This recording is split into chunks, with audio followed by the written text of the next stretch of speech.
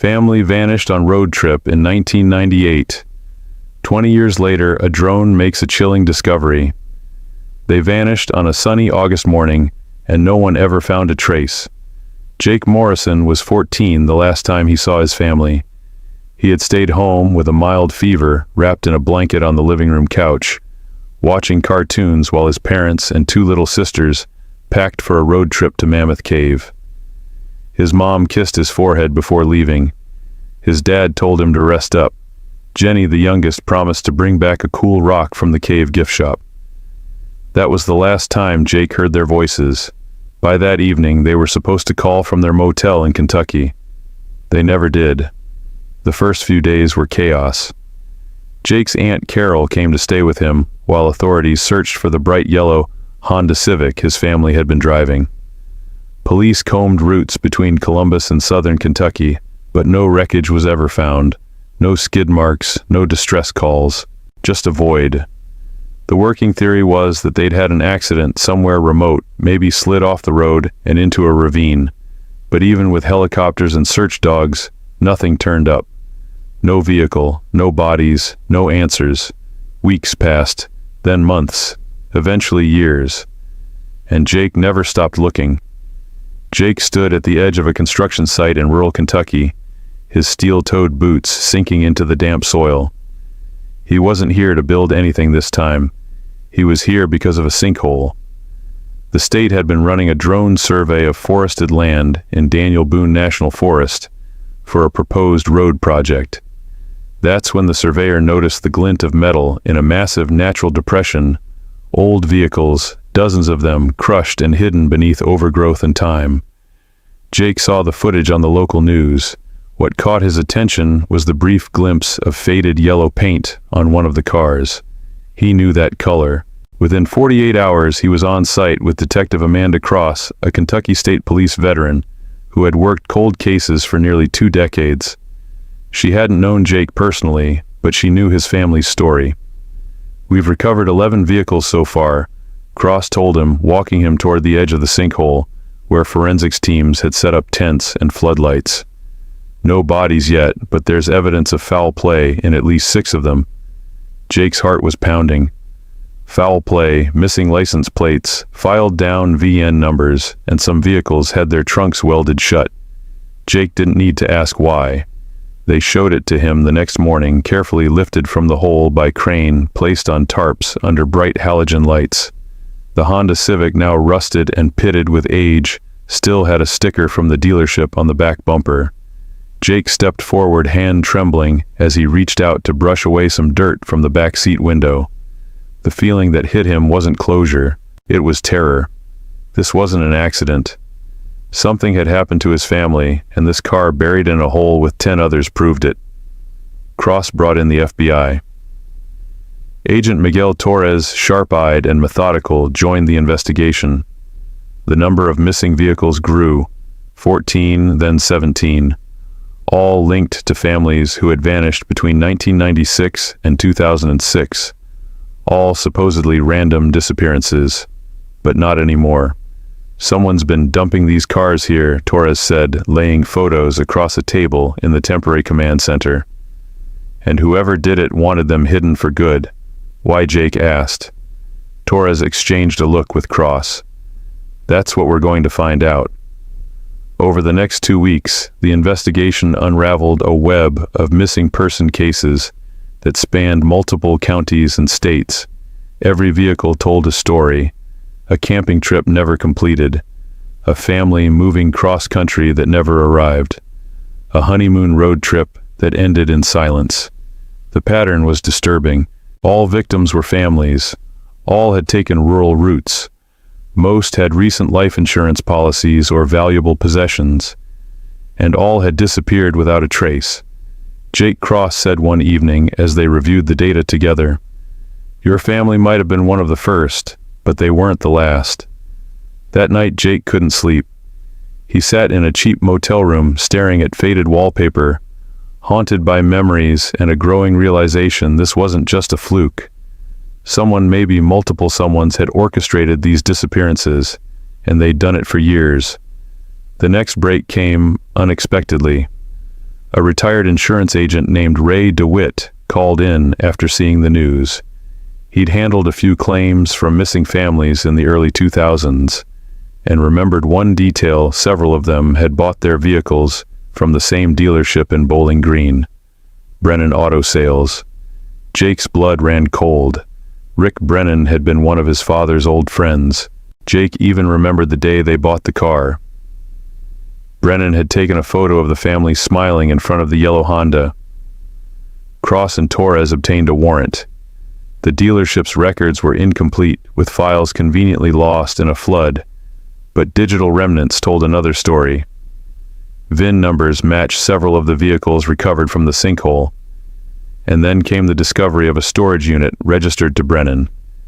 Inside were photos, dozens, maybe hundreds. Families smiling beside new cars, insurance documents, handwritten notes about travel plans. Jake found the photo of his own family, printed and paper-clipped to a manila envelope labeled Morrison, August 98, Route 31E. His knees buckled. It began with a routine traffic stop. It ended in a shallow grave beneath a collapsed hunting cabin. 2 days after the discovery at the storage unit, Rick Brennan was arrested outside a golf course in Louisville. The former car dealer didn't resist. He didn't say a word. But once in federal custody and after hours of interrogation, he finally broke. "I didn't kill them," he told Agent Torres, "but I knew what was happening. I helped make it happen." Jake sat behind the one-way glass in the observation room, hands clenched into fists, as the man who had once sold his father a car calmly confessed to helping murder entire families for insurance money. The scheme was horrifyingly simple. Brennan and a small group of co-conspirators, mostly law enforcement officers, targeted families who bought vehicles from his dealership. They tracked their planned road trips and used insider contacts to intercept them on quiet rural highways. His deputies would pull them over, Brennan said. Vehicle inspection, broken taillight, expired plates, whatever excuse worked. From there, the victims were taken to a secondary location, a remote hunting cabin once owned by Sheriff Dale Hutchkins, a man long believed to be an upstanding member of the community. "That's where they were killed," Brennan whispered. "I didn't want to know the details. I just knew they never came back." Agent Torres leaned in. "And the bodies, Hutchkins took care of that.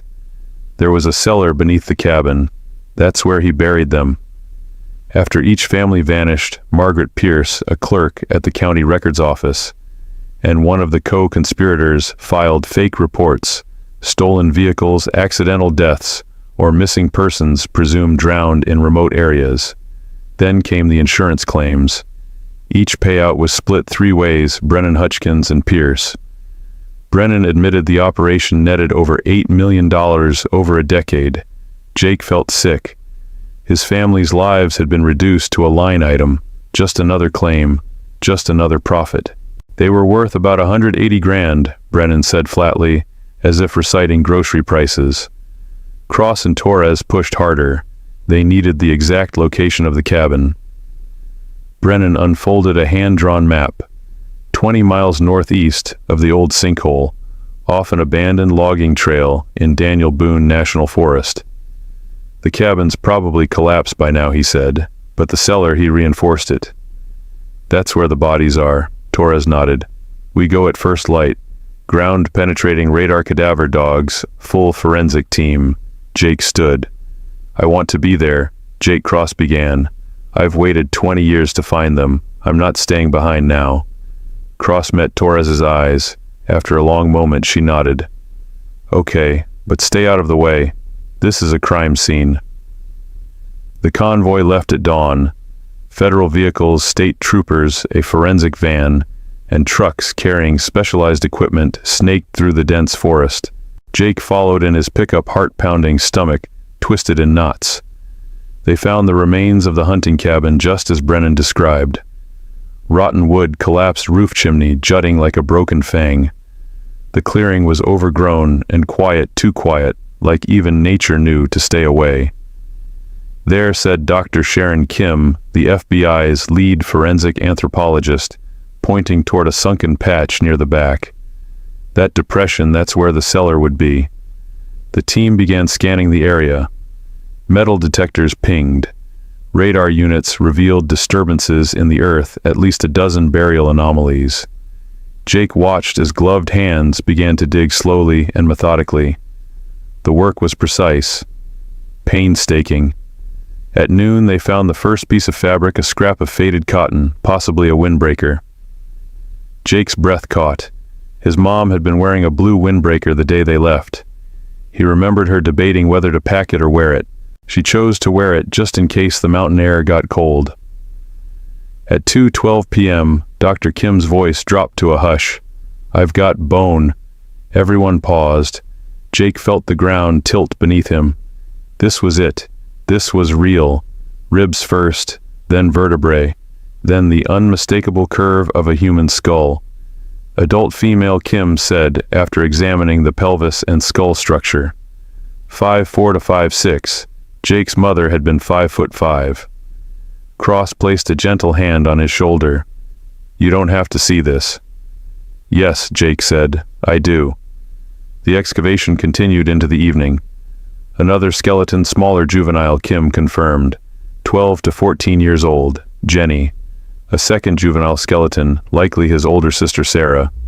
Then finally an adult male, his father. All four, all in the same ground, buried like trash. That night, as the remains were packed for transport to the FBI lab, Kim gave one last update. "There are more burial sites," she said. "Based on radar, at least a dozen more." Jake stared at the dark forest. 12 more families, 40, maybe 50 people. All vanished like his family, all forgotten. "We'll be digging for weeks," Torres said grimly. Jake nodded. "Then I'll be here." Cross looked at him. "You found them, Jake. You did what no one else could." Jake looked toward the crime scene, marked with yellow tape and floodlights. "This isn't where they belong. It's just where they died. Home is where they're remembered. Sometimes the truth sets you free. Sometimes it chains you to a past you'll never escape." The official identification came 3 days later. Dental records matched. DNA confirmed. All four remains, Jake's mother, father, and 2 sisters. Jake sat on the edge of a motel bed, staring at the soil still beneath his fingernails. He hadn't changed clothes in nearly a day. The dirt was from the excavation site, from the ground that had hidden his family's fate for 2 decades. Now there were answers. Now there was a place, a horrifying final place. Dr. Kim's voice on the phone had been gentle but clinical. "I'm sorry, Jake, but it's them, all 4. Jake whispered his thanks and hung up. It didn't feel like relief. It felt like being buried too. Torres called just after dawn. "We've arrested 3 more. 2 former deputies and a state police detective. Brennan is naming names." "How many people were involved?" Jake asked. "At least 8, Torres said. "Probably more. They had inside help, law enforcement, insurance agents, even a couple of county clerks. Death certificates were faked. Claims processed in weeks. Everyone got a cut." Jake closed his eyes. "What about the others, the other families? We've identified 6 more so far," Torres said. "Same pattern, same burial sites. We're notifying relatives now." After the call, Jake sat alone with the truth. Not just about what had happened, but what hadn't. No car accident, no detour, no tragic twist of fate. Just greed wrapped in a uniform, hiding behind badges. And he thought, how many more? The next day, Jake met with Michelle Thompson, a woman whose family disappeared on a road trip to Florida in 2003. "I saw the report about the sinkhole," she said. "They mentioned a blue Honda. That was our car." Jake nodded. "You've been looking this whole time, 15 years, she said. "I kept calling police departments. They all told me the same thing. They probably just disappeared, started over, but I knew." Jake didn't speak. He didn't have to. She looked into his eyes and saw it, the knowing, the waiting, the ache. "I just wanted to thank you," she said. "You kept going. You cracked it open. Now we know." Jake swallowed. "What happens now?" She shrugged. "Now we wait. Now we find out if they're in that forest too. Jake sat with Patricia Henderson a week later. Her husband and 2 sons vanished during a camping trip in 1999. They said maybe they drowned. Maybe they got lost, but I always knew it was something else. Mothers know. She held his hand tightly. You never gave up on your family. I can't tell you what that means to the rest of us. Jake began thinking seriously for the first time that maybe his purpose didn't end with finding his own family. Maybe it started there. Cross met Jake outside the FBI field office. It's official. 14 families, she said. 47 people. Jake felt the number slam into him. 47. We found burial sites in concentric rings around the cabin, organized, patterned, like a damn graveyard. And it's all over now, Jake asked. Mostly. But we're still going through Brennan's files, still identifying bones. She hesitated. There's something else. The dealership. We didn't find everything. Jake's family had bought their last car from Brennan's auto sales. Now Jake stood beside Mike Brennan-Rick, Brennan's son, Jake's former high school friend, at the funeral. I found something, Mike said. After the FBI searched the office, I went to clean it out. I found a hidden lockbox. He handed Jake a folded piece of paper. These names, families who bought cars recently. After my dad was arrested. After it was supposed to be over. Jake scanned the names. 8 families. One of them, the Taylor family, had been in the news last week. Disappeared on a trip to West Virginia. Car found. No bodies. Jake looked up. Who else works at the dealership? Mike hesitated. Just me and my uncle, Terry Brennan, my dad's brother. He took over. Jake's stomach turned. Do you think he's continuing the operation? Mike's face was pale. I don't know, but I'm scared. If he knows I found this. Jake didn't hesitate. You're coming with me. Now. Back at Jake's house, it became clear. Terry Brennan had picked up where Rick left off. He had customer profiles, insurance data. It was all happening again. Cross and Torres convened an emergency strategy session. They laid out a trap. We'll use one of the families, Torres said. They're scheduled for a road trip next week. We'll follow them. Let Terry think he's got his next victims. Jake's eyes narrowed. Who's the family? Torres turned her laptop toward him. The Pattersons. A family Jake had done kitchen renovation work for just weeks earlier. Jake's blood ran cold. I know them. They have 2 kids. Cross nodded grimly. They'll be safe. FBI will follow. Surveillance teams. If Terry moves, we catch him in the act. Jake slammed his fist into the table. I'm not losing another family. You won't, Torres said. Not this time. The plan was airtight, but even airtight plans can bleed. Tuesday morning broke overcast and tense. Jake sat beside Detective Cross in an unmarked FBI vehicle, watching the Patterson family load up their SUV.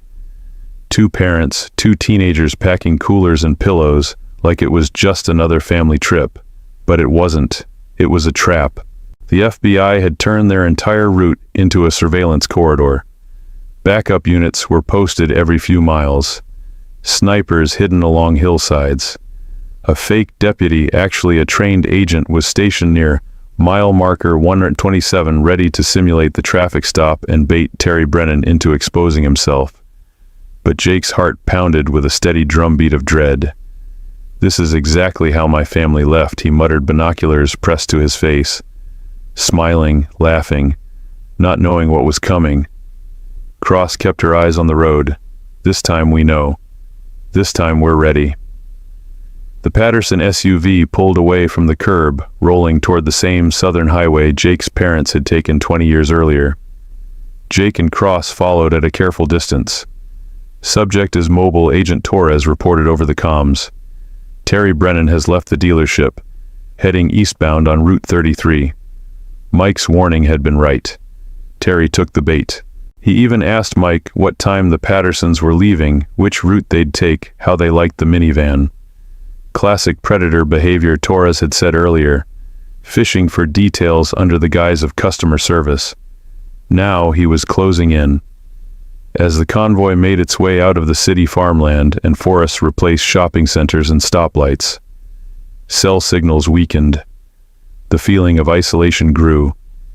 Jake clenched his fists as trees blurred past the window.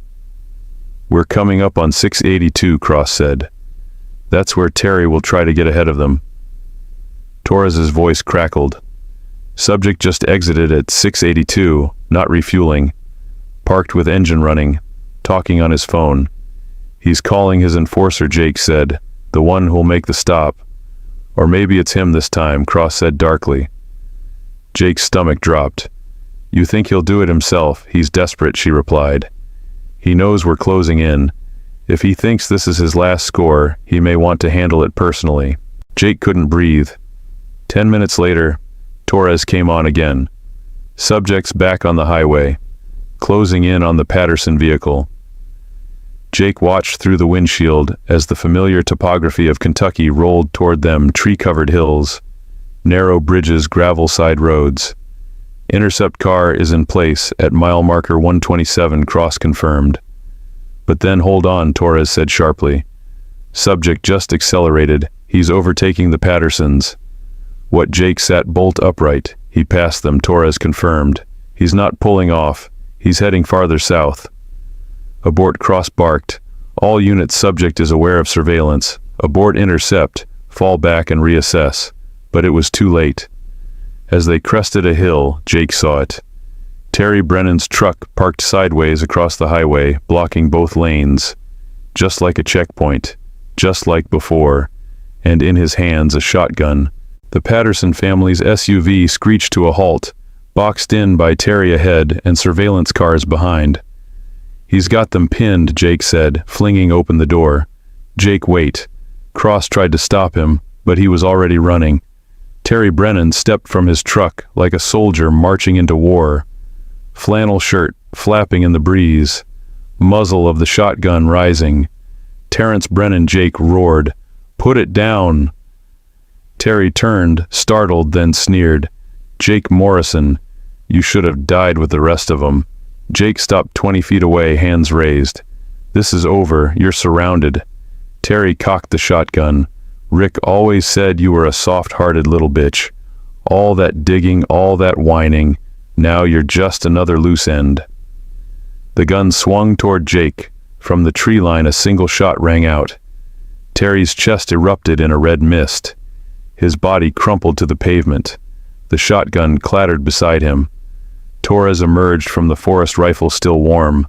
Subject neutralized. The Pattersons scrambled from their SUV, shaken but alive. Jake stared at the man who had murdered dozens, who had inherited his brother's sins and made them his own. He felt no triumph, only grief, and the silent weight of all the families who hadn't been saved in time. In the following weeks, Jake struggled to process everything.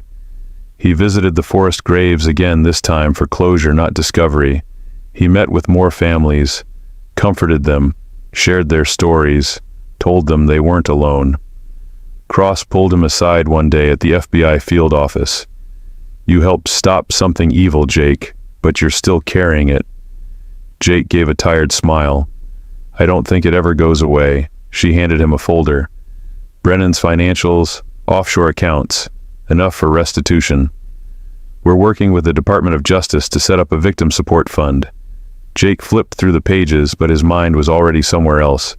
"I want to build something," he said, "a place for families like ours, people who are still searching, people who never got answers."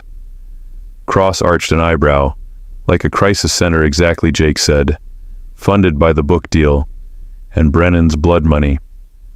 3 months later, as concrete is poured into the foundation of the Morrison Family Crisis Center, Jake receives a call. Another missing family, another unanswered question, and the chilling possibility that someone else has picked up the Brennan's playbook. 3 months had passed since Terry Brennan bled out on a Kentucky highway, but for Jake Morrison, the war hadn't ended. The construction site buzzed behind his Columbus home. A sign hung proudly on a temporary fence: Morrison Family Crisis Center, helping families find their way home. Concrete had been poured, framing had begun. What once had been a dream in a notebook was rising from the ground. Jake stood at the edge of the property with a clipboard in one hand and a cup of black coffee in the other. The wind bit through his hoodie. His eyes wandered across the early framework, but his thoughts were elsewhere. His phone buzzed. A message from Mike Brennan. Need to talk. Found something. Urgent. Jake called him back immediately. Mike answered on the second ring, his voice tight-low. Jake? I found a lockbox hidden in the dealership. Jake's stomach turned. What kind of lockbox photos? Families. Same as before. Dates, insurance details. Some are recent, like within the last few months. Jake's heart dropped. Are you saying someone else is continuing the operation? I think so. And I think it's my uncle. Terry's younger brother, my Uncle Terry. He took over after Dad got arrested. Jake remembered him vaguely, quiet, unassuming. The kind of man who blended in. The kind of man no one suspected. Mike's voice cracked. There's a name on the list, Taylor family. They disappeared last week. News says they never came back from a camping trip. Their car was found abandoned, same pattern. Jake didn't hesitate. Don't go home. Don't go to the dealership. Meet me at my place, now. By that evening, Jake's house had become an impromptu command center. Detective Cross arrived from Kentucky, followed by Agent Torres and a tech specialist from the FBI. Mike sat at Jake's kitchen table, pale and trembling, while the agents reviewed copies of the photos and files he'd found. Same pattern, Torres said grimly. Photos taken at time of purchase, insurance documents flagged, travel itineraries tracked, all filtered through dealership records. Cross spread a map across the table, marking red pins where vehicles had been sold and where families had last been seen. Jake leaned over her shoulder.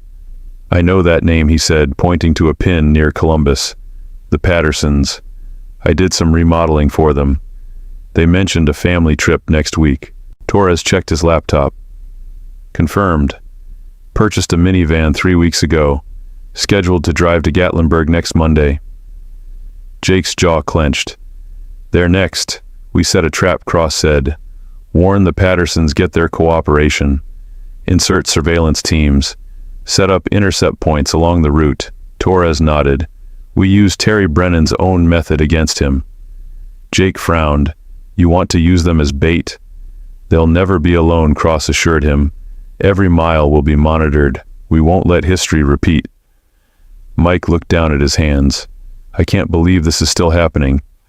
After everything, Jake placed a hand on his shoulder. Your father and uncle started this, but you're helping us finish it. Cross leaned over the table. We need full access to the dealership. Surveillance wiretaps, maybe even a planted agent. Jake's eyes narrowed.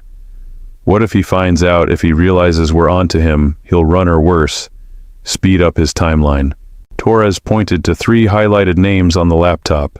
3 families, 3 upcoming trips. We don't have time to build a perfect case.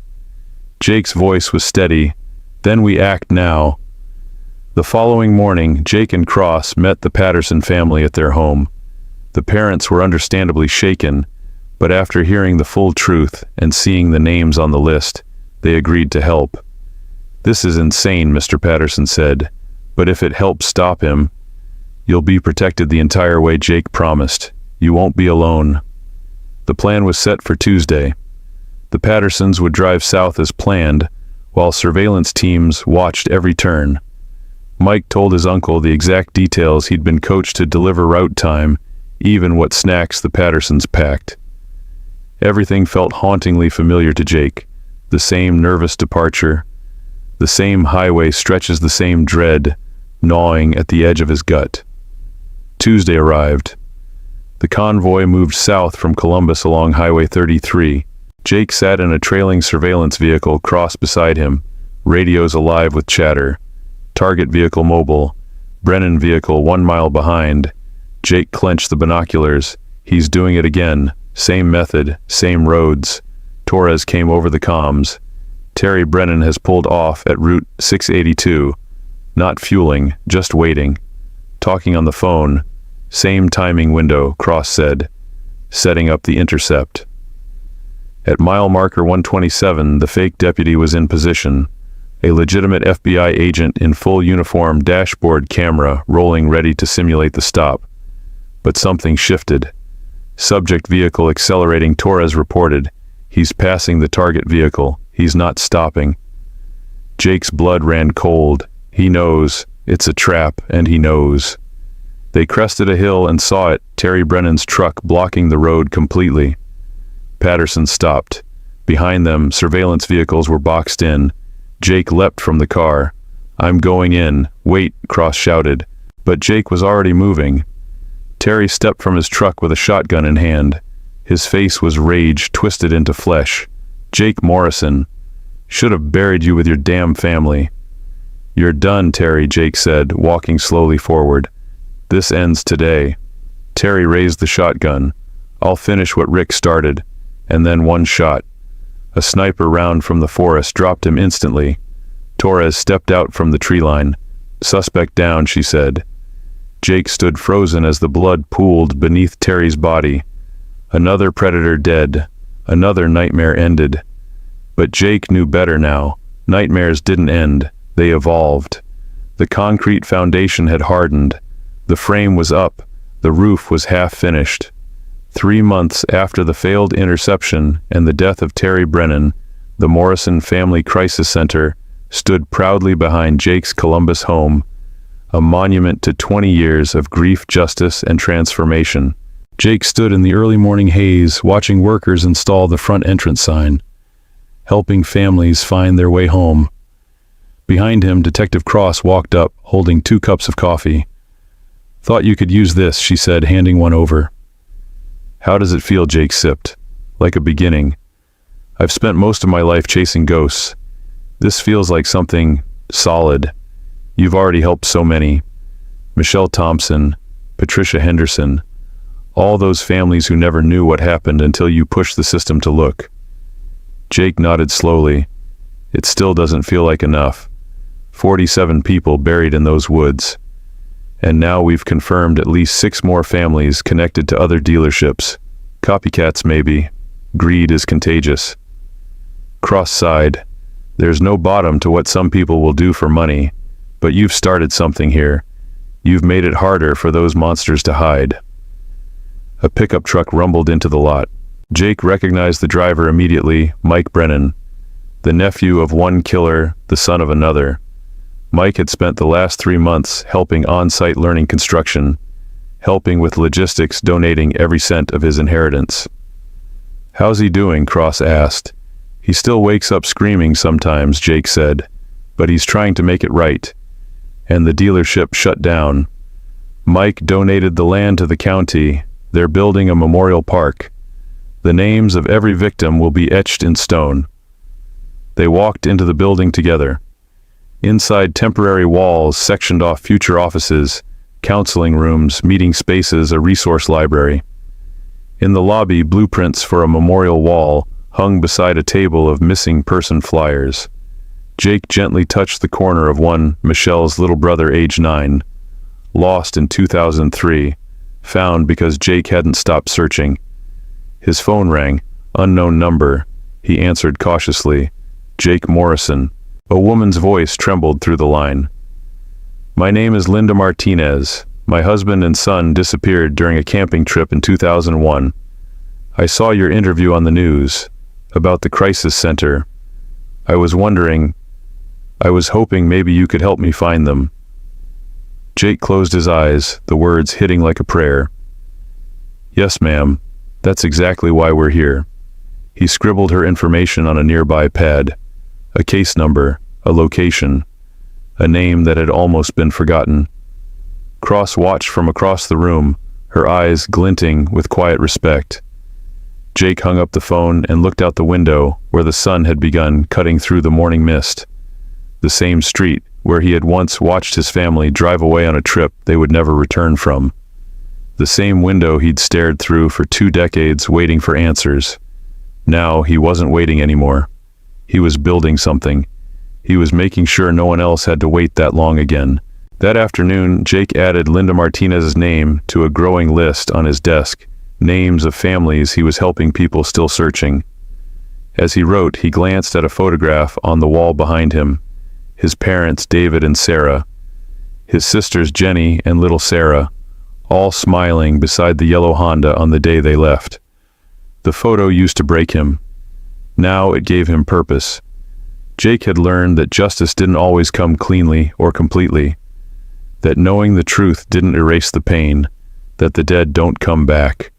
But he also learned something else, that purpose can grow from pain, that one man's refusal to forget could ignite a chain reaction across states and lives, that monsters can be exposed and that healing, while slow, was possible.